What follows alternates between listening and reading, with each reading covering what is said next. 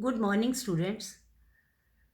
पिछले कालांश में हमने मेरे संग की औरतें लेखिका मृदुला गर्ग द्वारा लिखित पाठ के प्रश्न उत्तरों पर चर्चा की थी। चलिए आज इस चर्चा को आगे बढ़ाते हैं।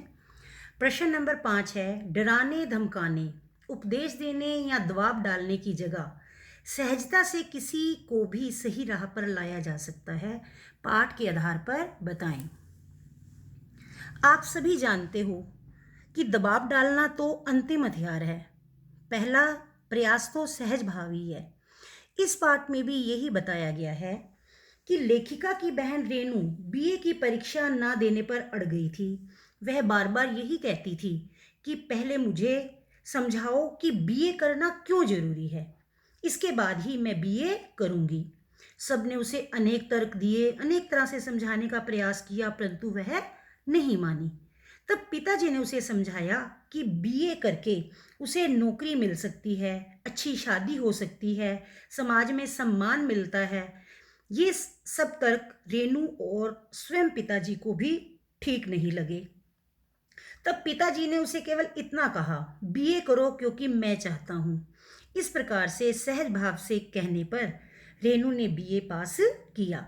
अतः स्पष्ट होता है कि डराने धमकाने, उपदेश देने या दबाव डालने की अपेक्षा सहजता से किसी भी कार्य को करवाया जा सकता है।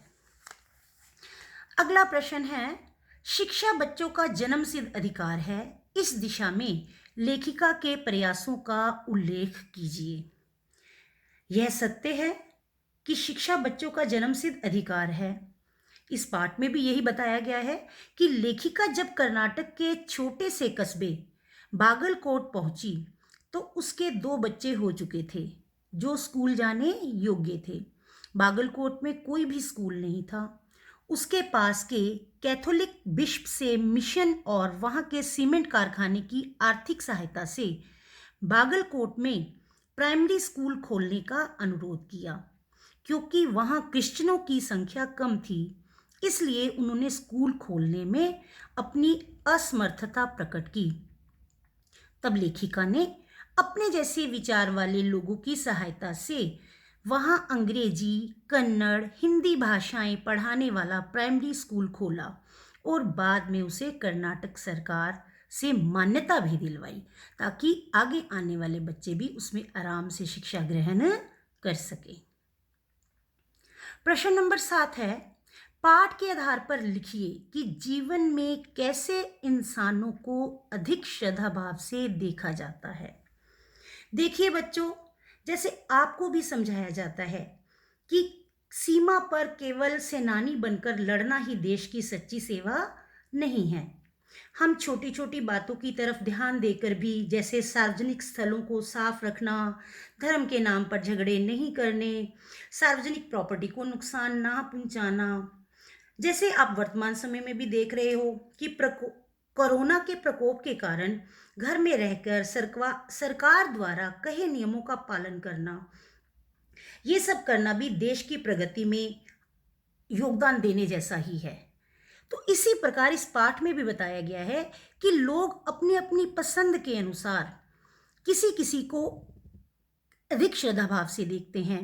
लेखिका की नानी परंपरावादी होते हुए भी मरने से पहले अपने पति के मित्र स्वतंत्रता सेनानी प्यारेलाल शर्मा से अपनी इकलौती बेटी का विवाह अंग्रेज सरकार के गुलामों से ना करके किसी स्वतंत्रता सेनानी से करवाने का वादा करती है। इस प्रकार यह भी उसकी क्या है, देश के प्रति लगाव, सेवा ही है।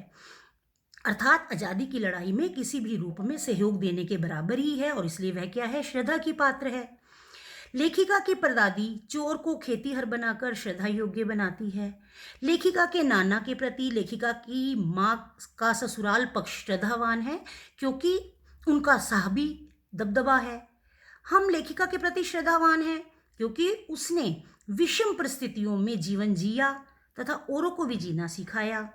डालमिया नगर में नाटक मंडली बनाना तथा बागलकोट में प्राइमरी स्कूल खुलवाना लेखिका के प्रति हमें नतमस्तक कर देते हैं। अर्थात उन्होंने आने वाली पीढ़ी के बारे में भी सोचा ताकि वो आसानी से, सरलता से शिक्षा ग्रहण कर सकें। तो इसलिए उनके प्रति भी हमारे मन में श्रद्धा आती है।